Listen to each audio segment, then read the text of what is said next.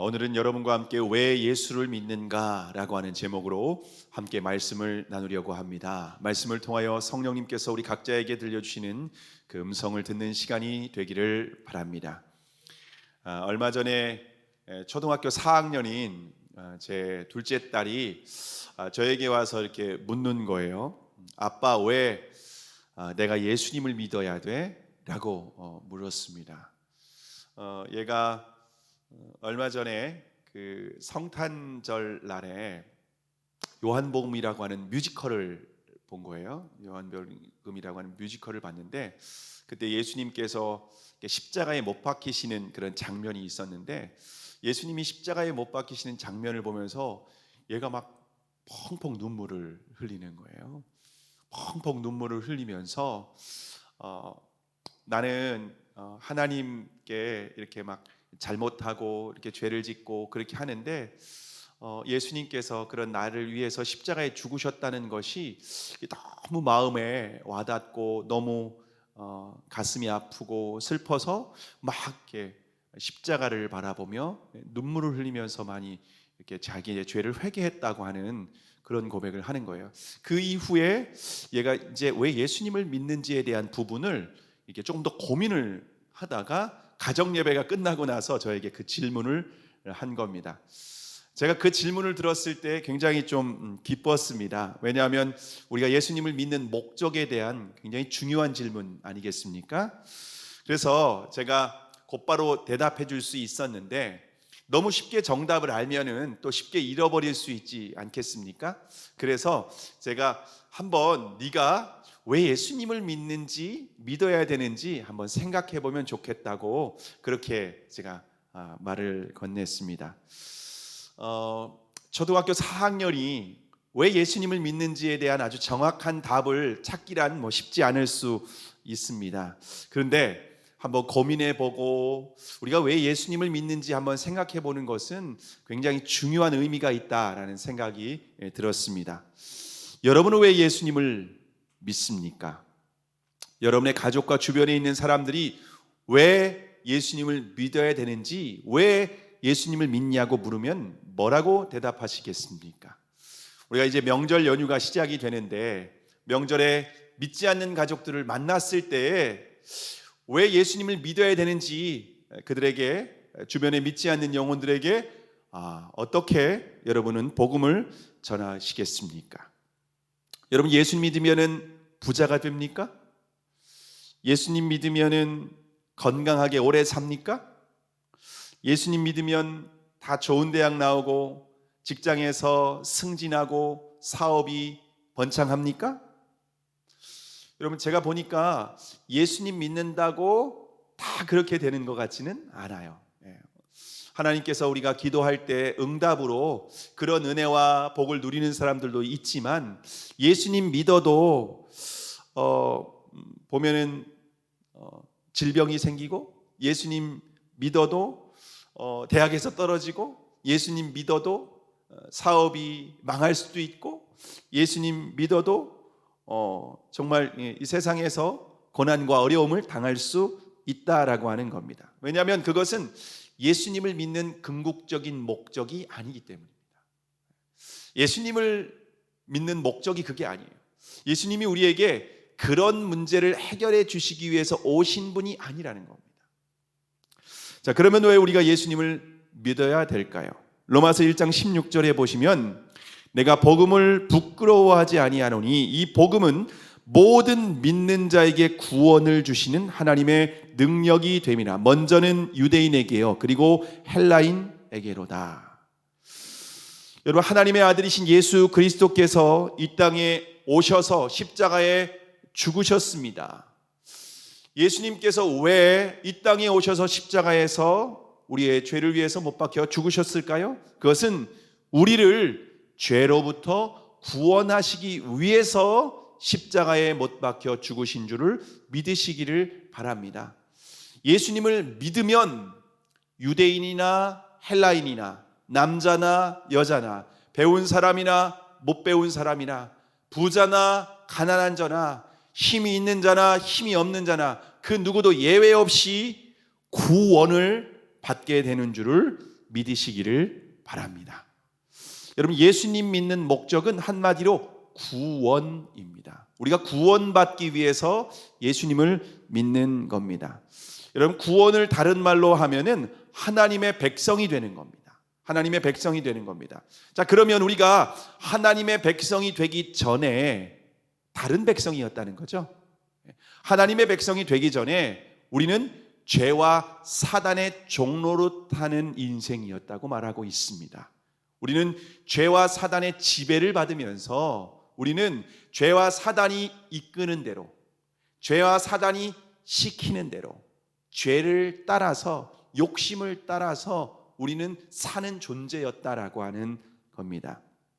그런데 우리가 예수 그리스도를 믿음으로 죄와 사단의 지배에서 해방되어서 우리는 하나님의 백성이 된다라고 하는 것을 성경은 우리에게 가르쳐주고 있습니다. 자, 그런데 우리가 하나님의 백성이 되면은요, 당연히 하나님의 나라에 살아야 되는 거 아니겠습니까? 하나님의 백성이 되었으니까 하나님의 통치 가운데에, 하나님의 영광 가운데에 살아가는 건 당연합니다. 그런데 하나님의 나라는 죽음 이후에 들어가는 것이 아니라 이 땅에서도 누릴 수 있습니다. 로마서 14장 17절에 보시면 하나님의 나라는 먹는 것과 마시는 것이 아니요 오직 성령 안에 있는 의와 평강과 희락이라 그렇게 말씀하고 있습니다. 여러분, 하나님 나라의 핵심은 우리가 잘 먹고 잘 사는 게 아닙니다. 부자가 되고 떵떵거리면서 힘 있고 권력 있는 자리에 그렇게 있는 것이 아니라 하나님의 나라는 먹고 마시는 것이 아니라는 겁니다. 오직 성령 안에서 의와 평강과 희락이라, 다시 말하면 기쁨이다 라고 말하고 있습니다. 우리가 이 땅에서 예수님을 믿으면 하나님 나라를 누릴 수가 있는데 그 하나님 나라를 누리는 그 증거가 뭐냐면 우리 안에 의가 있다는 겁니다. 죄 가운데 빠져 사는 삶이 아니라 의로운 삶, 주님과 동행하는 삶을 산다는 것입니다. 뿐만 아니라 우리의 마음 가운데 평강이 있다는 겁니다. 그리고 희락, 이것은 기쁨이라는 겁니다. 우리의 마음 가운데에 하나님 나라를 사는 것 같은 기쁨이 충만하게 된다라고 하는 겁니다. 물론 이 땅에서 하나님 나라를 우리가 완전하게 누릴 수는 없습니다. 완전하게 누릴 수는 없습니다. 하나님의 나라가 완성되는 그때는 예수 그리스도께서 이 땅에 다시 재림하실 때입니다. 그래서 우리는 그 예수 그리스도께서 재림하심으로 말미암아 이루어지게 되는 그 하나님 나라를 소망하며 그 나라를 위해서 복음을 전하고 그 나라를 위해서 우리가 살아가야 되는 줄로 믿습니다. 그럼에도 불구하고 우리는 이 땅에서도 얼마든지 하나님 나라를 맛보고 경험하며 살아갈 수 있는 줄을 믿으시기를 바랍니다. 자, 그러면 우리가 예수님을 믿고 난 후에 가장 먼저 변화된 것은 무엇일까요? 예수님을 믿고 난 후에 우리가 가장 먼저 변화된 것은 무엇일까요? 오늘 보면 1절의 말씀입니다. 1절의 말씀을 우리가 함께 읽겠습니다. 시작. 그러므로 우리가 믿음으로 의롭다 하심을 받았으니 우리 주 예수 그리스도로 말미암아 하나님과 화평을 누리자. 자, 우리가 예수님 믿기 전에는 죄인이었습니다. 하나님을 대적하며 마귀의 종노릇하고 하나님과 원수된 관계였다라고 하는 겁니다. 하나님은 그런 우리를 바라보시면서 진노하십니다.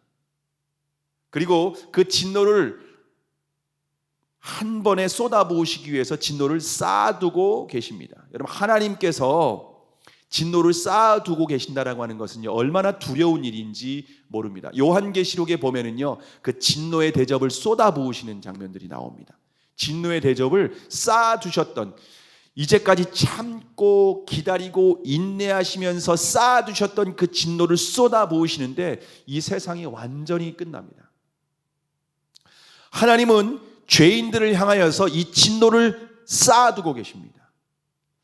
하나님의 진노가 쌓이는 모습을 보면, 쌓이는 모습은 여름에 워터파크에서 우리가 볼 수 있는데, 혹시 여러분이 에버랜드의 캐리비안 베이에 혹시 가보셨습니까?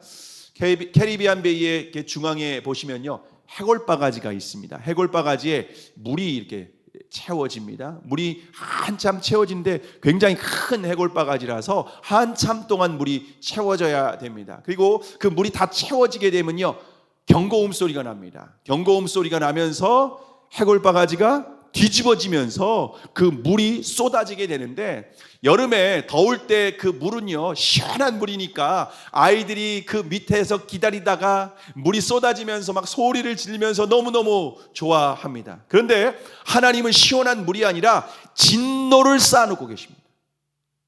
진노를 쌓아두고 계시다가 그 진노를 쏟아 부으십니다. 여러분, 하나님에 대한 인식이 더 깊은 사람일수록 자신의 죄에 대한 두려움, 하나님의 심판에 대한 이 두려움은 더욱 커질 수밖에 없습니다. 마틴 루터가 1505년 7월 2일에 친구와 함께 한 마을을 지나고 있었는데요, 근데 갑자기 하늘에서 천둥번개가 치면서 같이 함께 동행하던 친구가 벼락에 맞아 죽습니다. 여러분, 함께 있는 친구가 옆에서 벼락에 맞아 죽는 모습을 봤을 때 얼마나 두려웠겠습니까? 그래서 루터는 그 자리에서 만약 자기를 살려주시기만 하신다면, 하나님께서 살려주시면 내가 목회자로 헌신하겠습니다 라고 하면서 서원 기도를 하게 됩니다. 루터는 그 자리에서 죽지 않고 살아나게 됩니다. 그 후에 죽음에 대해서 진지하게 고민을 하게 되는데요, 근데 자신의 죄의 문제를 해결할 수 없기 때문에 나는 하나님의 진노를 피할 수 없다라고 하는 그런 생각 가운데 두려움에 사로잡히게 됩니다. 그래서 1505년 7월 17일에 어거스틴파 수도원에 들어가게 됩니다. 루터는 수도원에 들어가서 하나님의 진노를 피하기 위해 스스로 고행하고 채찍질을 하기도 하고 무릎으로 계단을 기어오르기도 하면서 자신의 죄를 해결하기 위해서 수많은 그런 노력을 기울였습니다. 왜냐하면 하나님의 심판을 받지 않기 위해서는요, 죄를 해결하고 의로워져야 되기 때문에 그렇습니다. 근데 아무리 고행을 해도, 아무리 자신이 결단을 하고, 아무리 노력을 해도 자신을 바라보면 여전히 죄로 인하여서 자신의 죄가 해결되지 않는 겁니다. 죄가 씻어지지 않는 겁니다. 그러다 보니까 오히려 더 불안과 공포가 더욱더 가득하게 됩니다. 그러던 어느 날 로마서를 묵상하는데, 로마서 1장 17절에 기록된 오직 의인은 믿음으로 말미암아 살리라 라고 하는 말씀을 읽게 되고, 그 말씀을 읽는 가운데 그 영혼 가운데에 빛이 비추어지게 됩니다.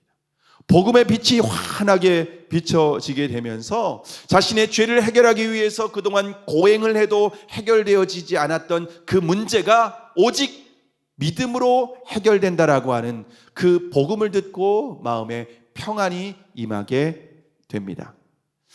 루터는 인간이 의롭게 될 수 있는 유일한 길은 오직 믿음이라고 하는 것을 확신하게 됩니다. 그리고 1517년 10월 31일 비텐베르그 성당에 95개조 반박문을 붙이면서 종교개혁이 시작이 되었습니다. 여러분, 우리는 죄로 인하여 하나님의 진노를 피할 수 없는 존재입니다. 근데 예수 그리스도의 십자가를 믿음으로 말미암아 의롭게 된 줄을 믿으시기를 바랍니다. 예수 그리스도께서 십자가에서 우리의 죄를 대신 형벌을 다 받으셨습니다. 우리의 죄값을 이미 다 치르셨습니다. 우리는 예수 그리스도께서 우리의 죄를 십자가에서 다 치르셨기 때문에 그 예수 그리스도를 나의 주인으로, 그 예수 그리스도를 나의 구원자로 영접하고 받아들이는 사람은 하나님께서 죄에 대해서 더 이상 진노하지 않으십니다. 그리고 이제 우리를 진노의 대상으로 바라보시는 것이 아니라 우리를 자녀로 바라보십니다. 그래서 우리는 죄인에서 하나님의 자녀로 우리의 신분이 바뀌게 되었습니다. 여러분, 우리가 하나님의 자녀가 되었기 때문에 하나님과 우리의 관계는 더 이상 원수된 관계가 아닙니다. 하나님과 우리와의 관계는 이제는 화평한 관계, 사랑하는 관계가 되었다라고 하는 것을 오늘 본문 1절에서 그것을 우리에게 말씀하고 있습니다. 여러분, 하나님과 화평한 관계가 되었기 때문에 우리 안에는 무엇이 임하게 되는가 하면요, 우리 안에 평안이 임하게 되는 겁니다. 그 전에는 우리의 죄로 인하여서 두려움이 있었어요. 불안함이 있었어요. 하나님이 천둥으로 나를 천둥 번개로 나를 죽이실 수 있다. 어떤 사고로 나를 죽일 수 있다. 어떤 하나님께서 진노하셔서 내가 심판을 받을 수 있다라고 하는 두려움 가운데에 사로잡혀 있었다면은, 이제는 하나님이 나를 대하시는 그 태도가 진노가 아니라 사랑이라고 하는 것을 확신하기 때문에 우리의 마음 가운데 평안이 임하게 되는 줄을 믿으시기를 바랍니다. 혹시 여러분 중에 마음에 평안을 잃어버린 분이 계십니까? 여러분, 평안의 문제는 환경 때문이 아니라 우리의 믿음 때문이라는 겁니다.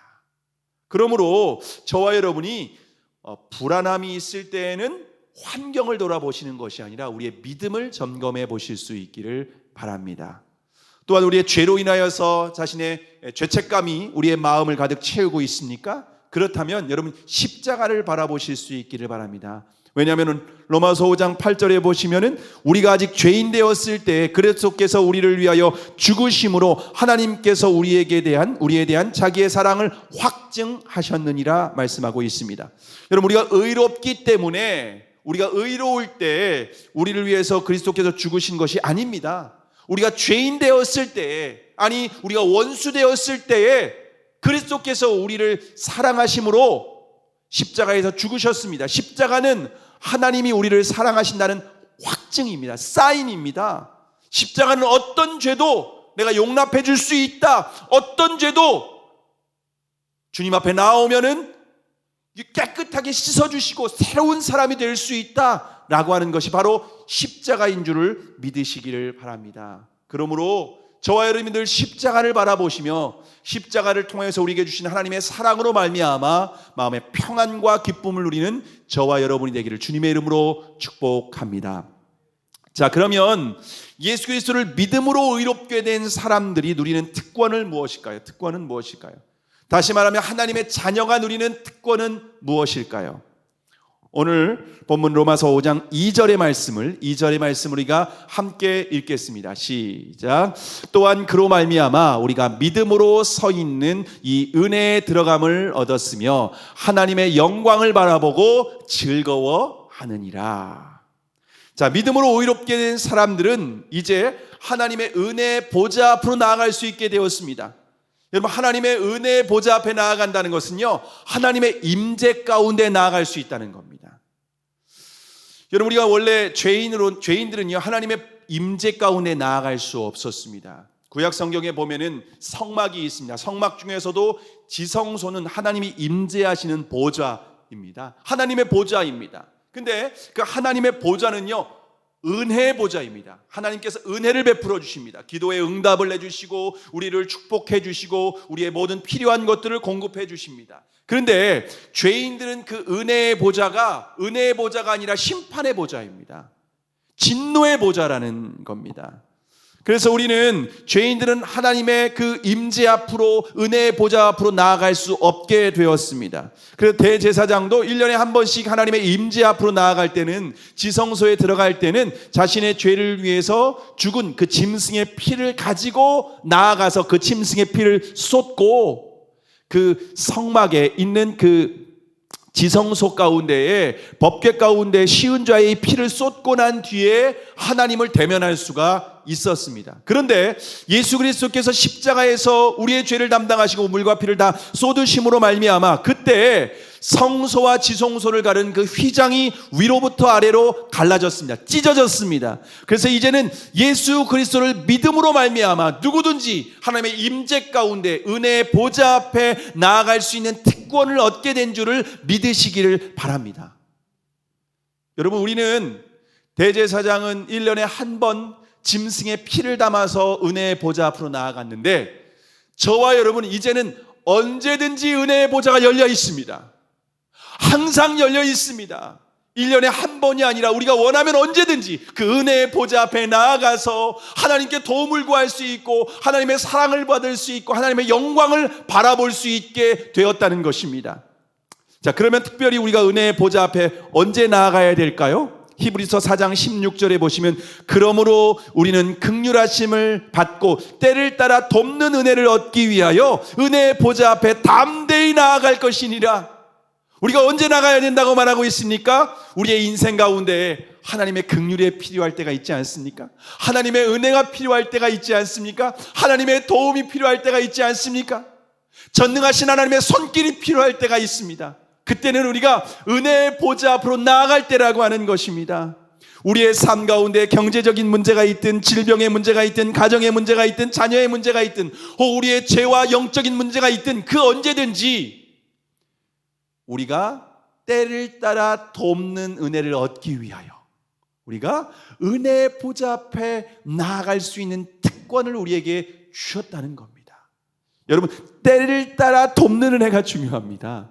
저와 여러분에게는 때를 따라 돕는 은혜가 얼마나 필요한지 모릅니다. 우리의 인생에 때마다 시마다 하나님의 은혜가 필요합니다. 하나님의 도움이 필요합니다. 우리의 힘과 능력으로 살아갈 수 없다는 겁니다. 여러분, 그 하나님께서 때를 따라 돕는 은혜가 필요할 때 은혜의 보좌 앞으로 나아가시길 바랍니다. 은혜의 보좌 앞에 나아가는 자들마다 하나님께서 긍휼하심을, 은혜를 베풀어 주시고 사랑해 주시고 도와주시고 우리의 삶 가운데 하나님의 강한 손으로 붙들어 주시게 되는 줄을 믿으시기를 바랍니다. 자, 그런데 많은 그리스도인들이 문제가 생겼을 때 은혜의 보좌 앞에 나아가지 못한다는 겁니다. 나아가지 않아요. 왜 그런가요? 왜 은혜의 보좌 앞에 나아가지 않을까요? 제가 최근에 복음을 전한 한 형제가 있습니다. 이 형제에게 복음을 전했는데 형제가 굉장히 어떤 생명의 위기 가운데 있습니다. 죽냐 사냐 어떤 그런 가운데 있습니다.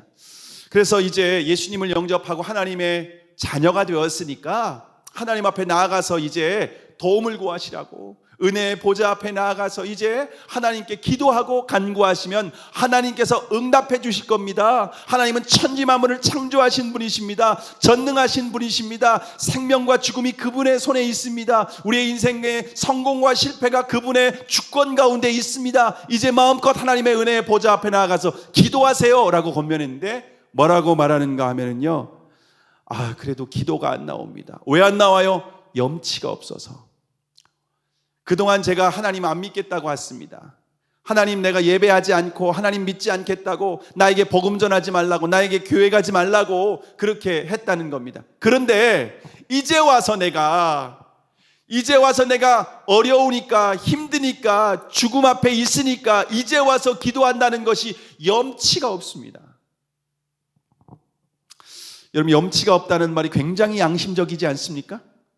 굉장히 참 양심적이고 굉장히 참 인격적인 사람 같습니다. 그런데 염치가 없어서 구하지 못한다는 말은 굉장히 인격적인 것 같지만은 예수 그리스도의 십자가를 믿지 않는 겁니다.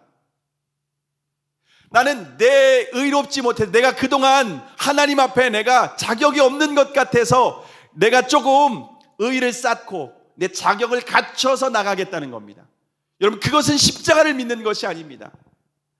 예수님은 우리의 죄를 위해서 죽으실 때, 하나님께서 외아들을 내어주실 때 자격이 없지만 십자가를 믿고 나오라는 겁니다. 너희들이 아무리 고행을 하고 스스로 결단을 하고 노력을 한다 할지라도 그 자격을 갖출 수 없다는 것을 너무나도 잘 아시는 하나님께서 예수 그리스도를 십자가에 죽이신 겁니다. 엄청난 대가를 치르신 겁니다. 하나님의 아들의 물과 피를 십자가에서 다 쏟으시고 죽으셨습니다.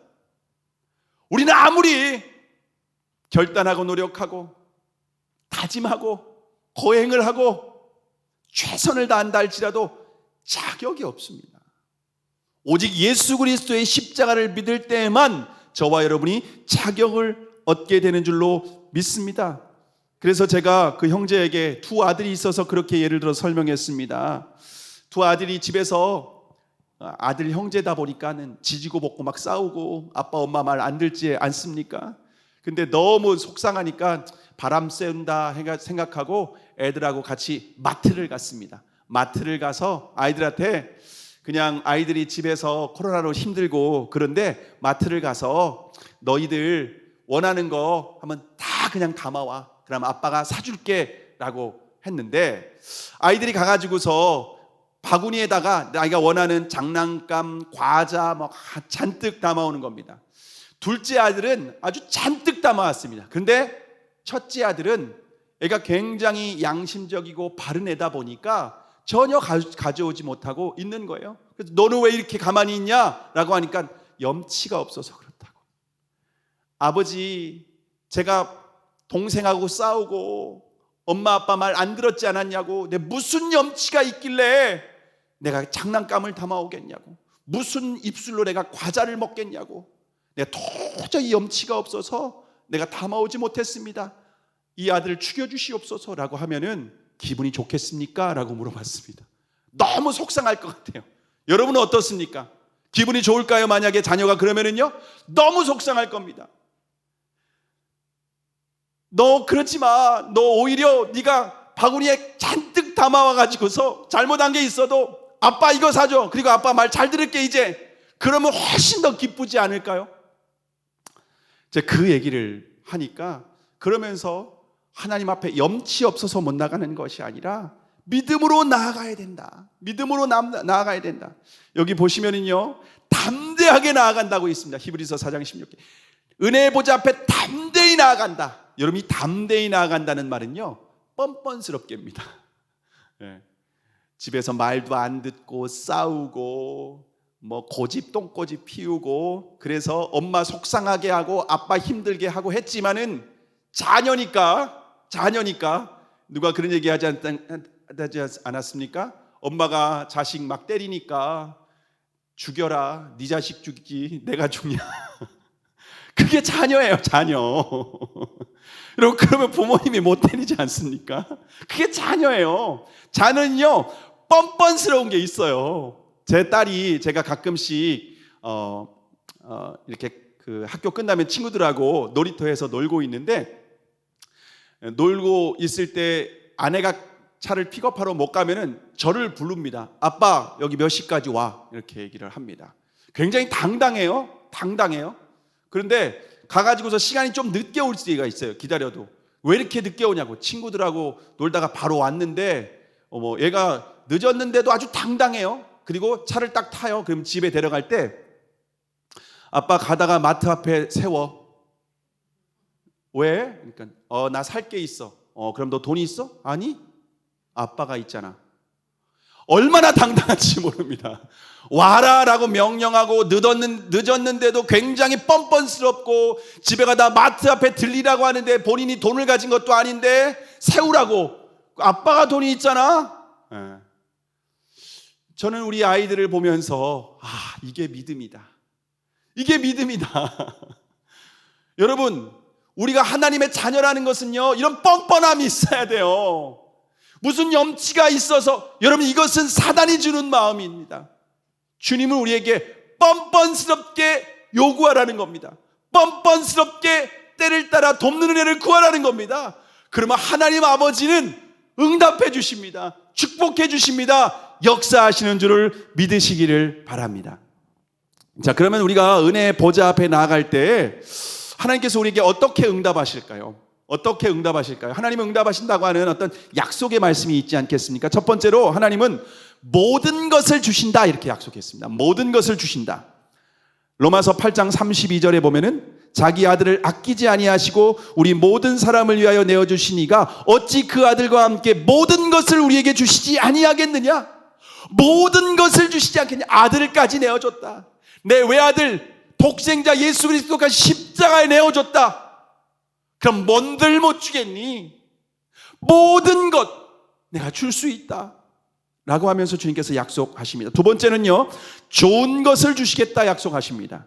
마태복음 7장 11절에 보시면 너희가 악한 자라도 좋은 것으로 자식에게 줄 알거든 하물며 하늘에 계신 너희 아버지께서 구하는 자에게 좋은 것으로 주시지 않겠느냐?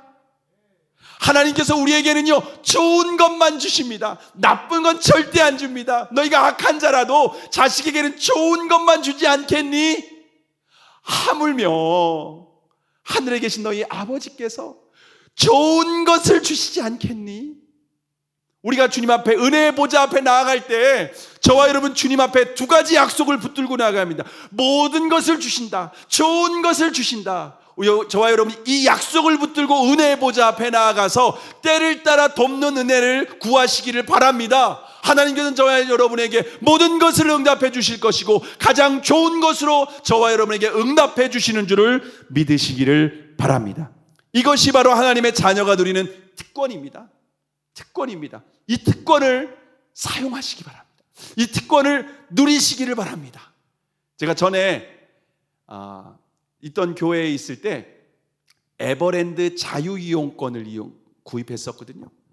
근데 에버랜드 자유이용권이 있기 전에는 그냥 1년에 아이들 데리고 한두 번 갔었습니다. 근데 자유이용권이 있으면 이제 언제든지 갈 수 있는 거예요. 언제든지 갈 수 있어요. 1년 동안 마음대로 갈 수 있어요. 근데 정작 한 3번 이용했나? 사용을 하지 않았습니다. 여러분, 자유이용권이 있습니다.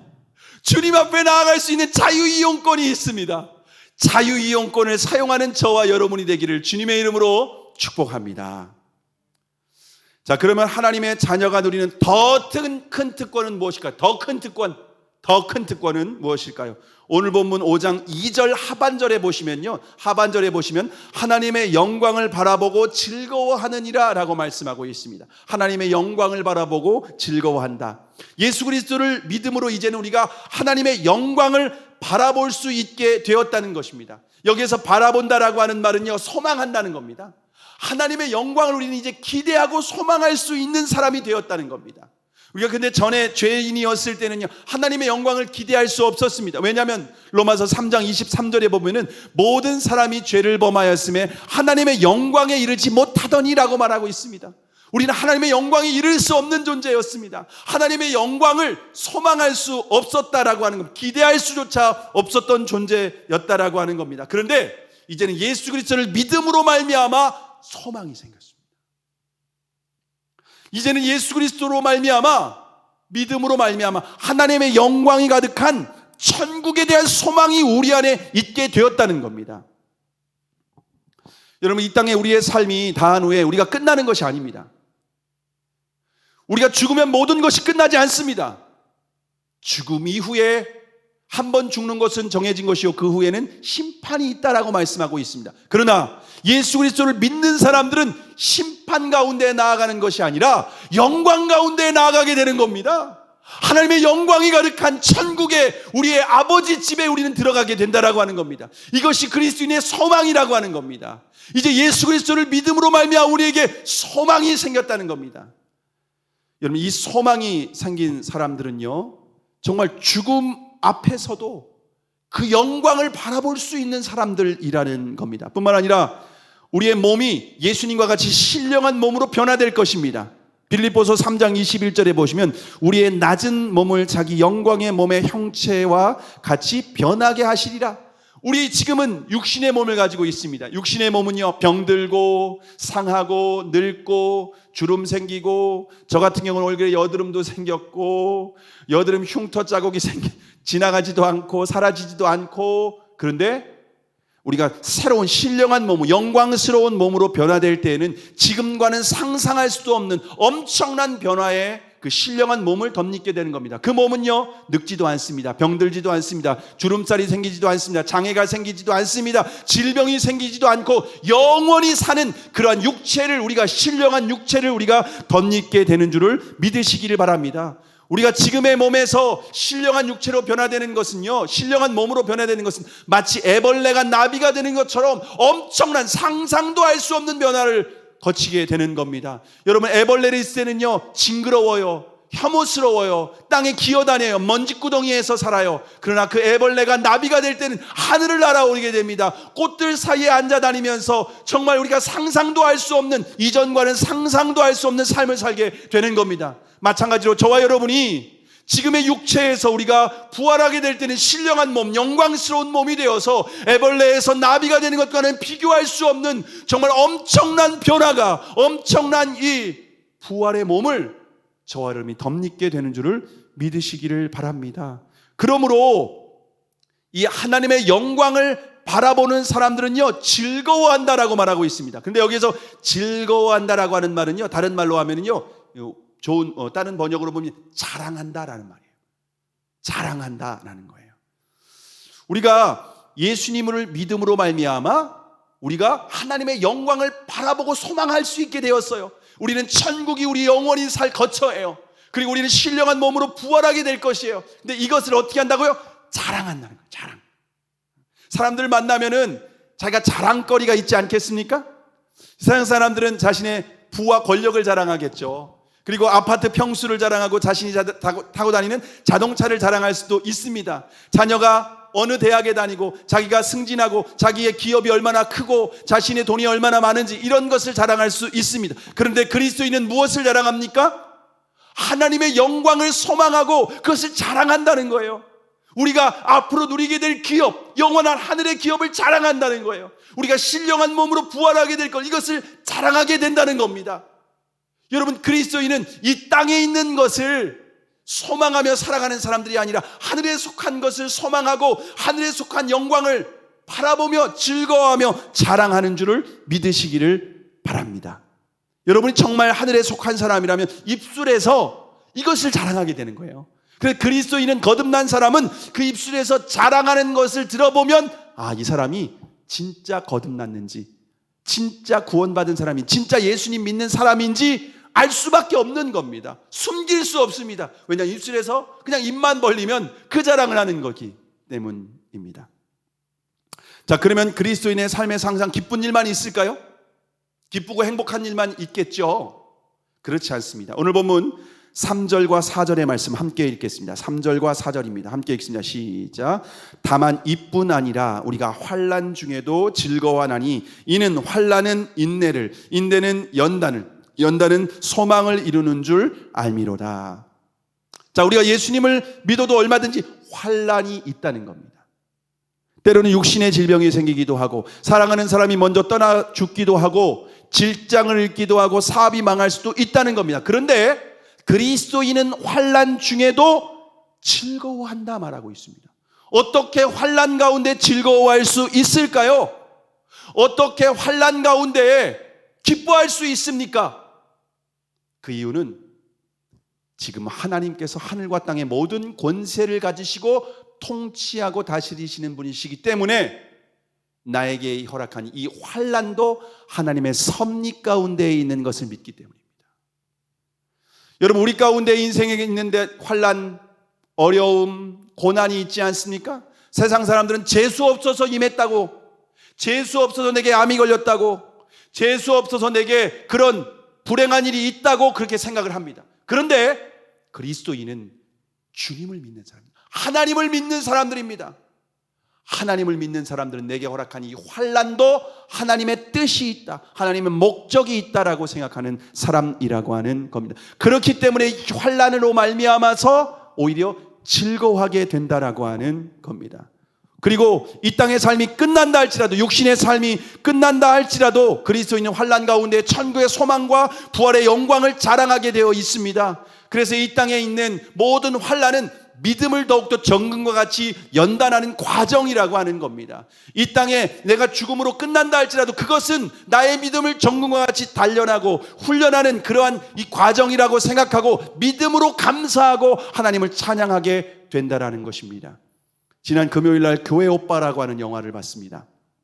여러분 중에 보신 분들도 있을 텐데요. 이관희 집사님의 삶을 다큐멘터리로 만든 실화입니다. 이관희 집사님은 예수님을 믿고 거듭난 그리스도인입니다. 정말 어렸을 때부터 신실하게 주님을 섬기며 살아왔습니다. 그런데 이관희 집사님이 몸에 통증이 있어서 병원에 검사를 했는데 대장암 4기라고 하는 진단을 받게 됩니다. 이제 38살밖에 안 됐습니다. 딸이 태어난 지 이제 2주밖에 안 됐는데 대장암 4기라는 진단을 받은 겁니다. 그런데 엎친 데 덮친 격으로 아들이 암과 투병하는 모습을 보면서 어머님이 너무 괴로워서 그것을 보고 계시다가 견디지 못하고 스스로 목숨을 끊게 됩니다. 그것으로 끝나지 않습니다. 사랑하는 아내가 남편을 간병하고 있었는데 어느 날 몸이 이상이 있어서 진단을 해보니까 림프암 4기라고 하는 진단을 받게 됩니다. 온몸에 혈액과 골수와 온몸에 지금 암이 전이가 되었다고 하는 진단을 받게 됩니다. 우리가 예수님을 잘 믿어도 이런 환난이 올 수 있다는 겁니다. 그럼에도 불구하고 이관희 집사님은 하나님을 원망하지 않았습니다. 주님에 대한 신뢰와 믿음을 끝까지 포기하지 않았습니다. 여러분, 그러면 암이 다 사라져야 되는 거 아닐까요? 그러면 하나님께서 기적을 베풀어 주셔서 암에서 다 치유해 주셔야 되는 것 아닐까요? 하나님께서 그들의 기도를 들으시고 오은주 집사님, 아내는요, 림프암 사기였던 아내는 깨끗하게 치료됐습니다. 깨끗하게 사라졌습니다. 근데 이관희 집사님은요, 기대와는 다르게 죽게 됩니다. 그 다큐멘터리, 그 영화 마지막에 보면은 집사님이 죽는 장면을 그대로 영화에 담았습니다. 근데 이관희 집사님과 가족이 죽음 앞에서 하나님을 원망하는 것이 아니라 오히려 하나님께 감사를 하고 오히려 하나님께 찬양하며 영광을 돌린다라고 하는 겁니다. 그리고 그 이관희 집사님 죽는 가운데 있을 때 교회 성도들이 다 찾아와서 뭐라고 인사하면, 집사님 천국에서 만나요, 저도 갈게요, 천국에서 기다려요 라고 하면서 그 인사를 나누는 겁니다.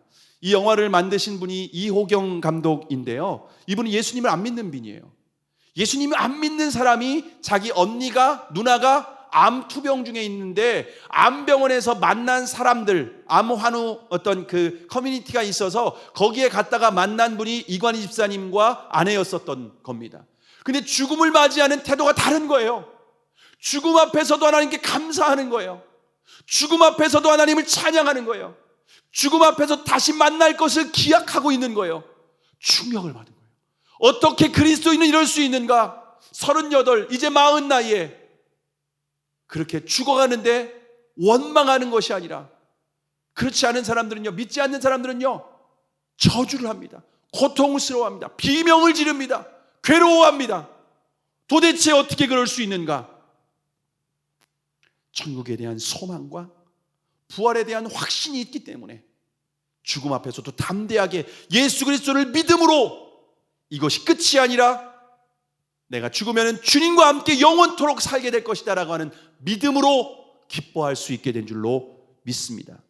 여러분, 그리스도인은 환난이 있으면은요, 주님을 버리는 것이 아니라 진짜 예수 그리스도의 십자가를 믿는 사람은 환난 가운데 그 믿음이 더욱더 정금과 같이 연단이 되고 그 믿음이 더욱더 성숙하게 주님 앞에 예수 그리스도의 형상을 담게 되는 줄을 믿으시기를 바랍니다. 여러분, 이것이 예수 그리스도를 믿는 것인 줄을 믿으시기를 바랍니다. 여러분, 말씀을 마치려고 합니다. 우리가 예수님을 왜 믿는지 저와 여러분이 분명히 알고 믿으시기를 바랍니다. 예수님은 우리에게 하나님과의 관계를 회복시켜 주시기 위해서, 자녀 삼아 주시기 위해서, 우리를 구원하시기 위해서 이 땅에 오시고 십자가에서 죽으셨습니다. 근데 그리스도인은 그 대속의 은혜, 죄 사함의 은혜, 하나님과의 관계 회복의 은혜는 잊어버리고 이 땅에서 더 건강하게 내 문제 해결하고, 그리고 내가 오래 살고, 내가 성공하고, 내가 부자로 살고, 여기에 관심이 있다는 겁니다. 근데 예수님은 이것을 우리에게 주시기 위한 궁극적인 목적이 아닙니다. 우리를 구원하시기 위해서 오셨다는 겁니다. 하나님과의 관계 회복을 위해서 오셨다는 겁니다. 이제 하나님과 화평케 되었습니다. 아빠, 아버지라고 부를 수 있게 되었습니다. 하나님을 아버지라고 부르며 이 땅 가운데서 어떤 문제가 있든지 우리는 기뻐할 수 있습니다. 평안할 수 있습니다. 이 땅에서도 하나님 나라를 누릴 수 있게 하기 위해서 이 땅에 오셨다는 겁니다. 환난이 있다 할지라도 그는 하나님의 뜻이 있습니다. 목적이 있습니다. 나를 더 성숙하게 하고 연단시키고자 하는 하나님의 분명한 목적이 있다는 겁니다. 우리가 예수님을 믿는 것은 이 땅의 삶으로 끝나는 것이 아니라 영원한 세계를 향하여서 믿음으로 살아가는 사람들이라고 하는 겁니다. 저와 여러분이 왜 예수님을 믿는지, 이 땅에서 내가 잘 먹고 잘 사는 그 목적이 아니라 정말 예수님을 믿음으로 하나님과의 관계에 회복하여 이제는 영원한 하나님 나라를 누리며 살아가는 이 삶이라고 하는 것을 깨닫고, 저와 여러분이 무슨 일이 있다 할지라도, 이 땅에서 어떤 환난이 있다 할지라도, 어떤 고난이 있다 할지라도 그 믿음을 포기하지 않고 천국의 소망을 가지고 살아가는 저와 여러분이 되기를 주님의 이름으로 축복합니다. 기도하시겠습니다.